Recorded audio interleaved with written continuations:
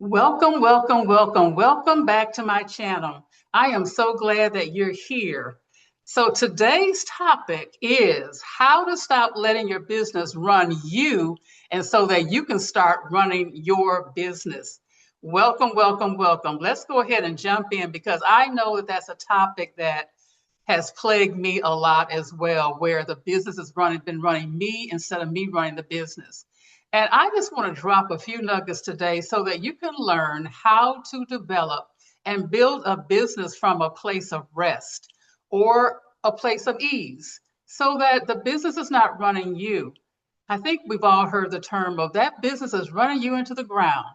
I've said that to myself and I've even said it to other people. But today, let's take a look at turning that around and reframing that so that you are running your business and not the business running you. Truthfully, folks, it's a mindset issue. It's really up here that we have to retrain our thinking because a lot of times we're just trying to keep up with the next best thing, the next best person, the shiny object syndrome that many of us get caught up in. And I'm going to be saying that I am too. I've gotten caught up in that, but I have had to put a stop to it because after a while, you're not even doing your business. You're listening to what everyone is saying, and it may not be what you want to say to yourself in your own business. So this is a moment of truth just between me and you. Nobody, there's no judgment here, but just between me and you. Who's running your business? Or is it the opposite, that the business is running you? So grab a chair, grab your cup of beverage or whatever you're doing, and just listen intently because I hope at the end of this that you will reflect and see yourself in this situation as well. Because I see a lot of anxiety, a lot of overwhelm, those kinds of things that will plague us. And don't get me wrong, those are natural feelings in life, but we do not want to stay there, people. We really do not. So let's look at the points that I have. Just for a few minutes, just kind of listen intently. So the moment that you realize your business is driving you instead of the other way around that's the first signal. So when you really, really recognize that, I'm sure you have people around you that probably tell you that, but you have got to own it yourself. So once you do, then it's time to make the changes. And so I have some notes, and I always going to speak from my notes because I don't want to try to memorize everything that I want to say. I know sometimes you might be like that too. So anyway, the structural and the mindset conditions that make business ownership feel like a trap. Because sometimes owning a business can feel like a trap. I've owned a brick and mortar, which began to feel like a trap because there's so many issues that can go along with that. Because nowadays the landlords don't do anything. It's really on your back. So think about it. Is your business feeling like a trap? Is it a remote business? Is it on the go? Is it in your car type of business? Businesses can look like many different things, but I want you to just settle in. Just settle in. Is this resonating with you already? Are you exhausted? Are you feeling alone in this space? Are you not even caring about anything anymore? These are signals. And then do you just put yourself on the back burner? And then when that happens, who is suffering? You are suffering. Your family is suffering. Do you find yourself being angry? Do you find yourself perhaps having relationship issues? These are some of the signs that could happen. It's not an exclusive sign. It's not exclusive, but these are some of the things that could happen when you are trapped, when you're looking at your business as a trap, when the business is running you. So these are some things I just want you to take a look at, and then we'll talk about some things that you can do to flip that around. So when we flip it around, we want to begin to take authority in our lives, take authority in our business. I know I had to do it. I had to step away from one thing because it was no longer serving me. And I realized that I stayed too long. Have you ever stayed too long where it's smelling like spoiled milk? Don't get there. Leave before it turns. Recognize what you're good at and what you're not good at and run forward so that you can have a successful, scalable business. You want to be the architect of your business. The architect is someone that's in charge. The architect mode of being an entrepreneur, that means you leading with intention. Leading with intention means there are systems in place.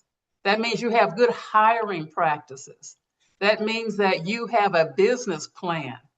That means on occasion, maybe every 3 to 4 months, every 6 months, you do a business audit where you're really doing some checks and balances on your business. This is how you can become in the architect mode, and that you're leading with intention.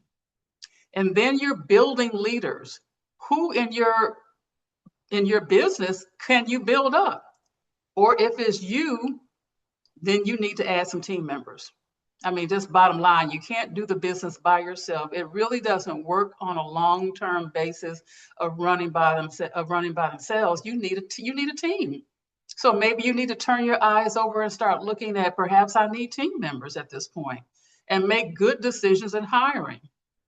And one other point that I want you to look at for your business, we've talked about putting systems in place, whatever that means for you, CRMs, time management.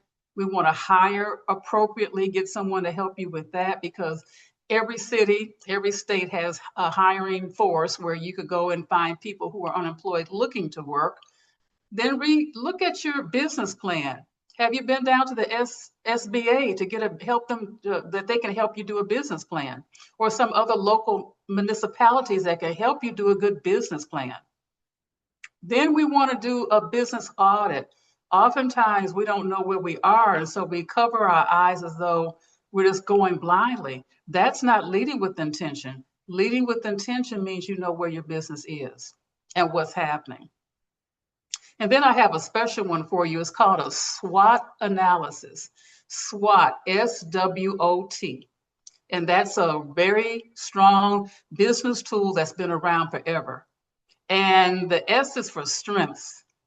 The W are for weaknesses. The O is for opportunities. And the T is for threats.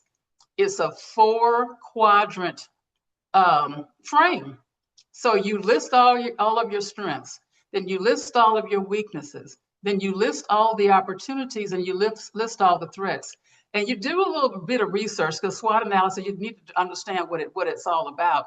But when you do this, you can build a stronger business, because it's going to show you your areas of growth.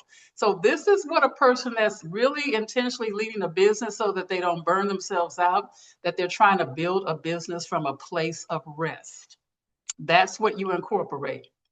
So some other things that can shift the power in your business, meaning that you're still intentional, but you're going to put some things in place. For instance, like learning how to delegate, learning how to look at the power of a team. And if you don't have one, get one. There are internships, there are student interns, there's all kinds of places that you can get, maybe some free help if you want. I know high school students have to have internships, and they don't have to necessarily be paid, but do some research to give yourself a break. What can you do immediately so that you're not looking at burning out by running a business? At the end of the day, it's really not worth it, because you'll be no good in terms of even being able to spend the money that you've made, and not to mention the time. So think about that. What kind of boundaries do you have set? When does the phone go off? I tell you, I know if you call your doctor after 5 p.m., there's an answering service that picks up.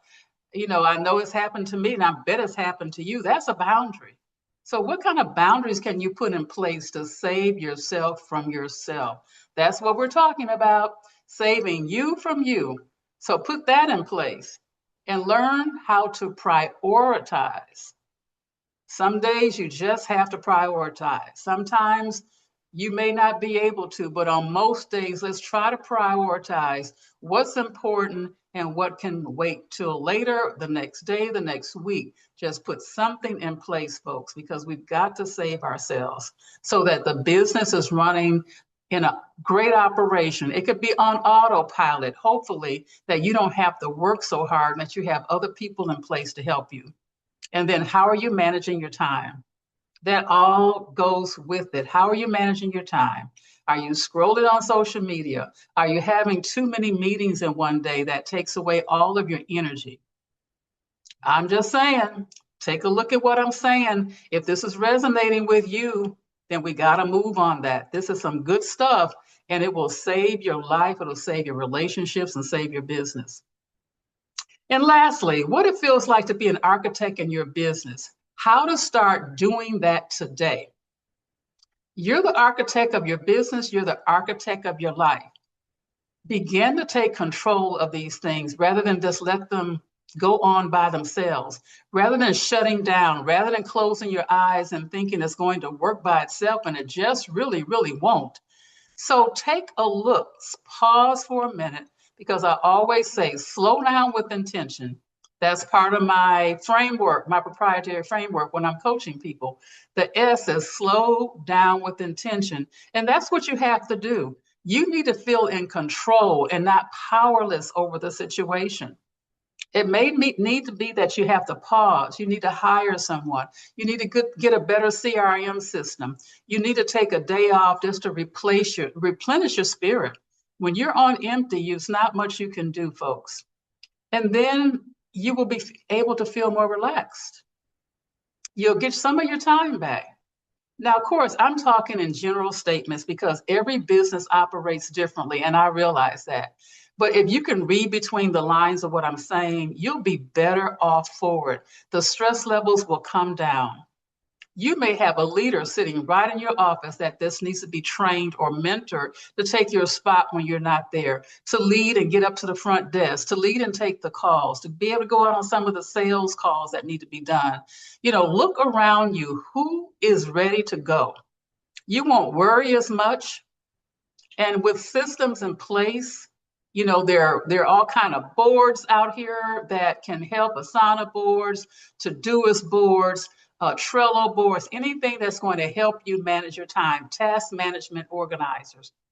We have things on our phones. There are all kinds of support here and resources. So it just means that you need to sit down, maybe make a list of things that you need to accomplish so that you can be in control of your business, live a better life, be less stressed, enjoy more fun, and enjoy all that money that you're out here making. That's what we want to do, right?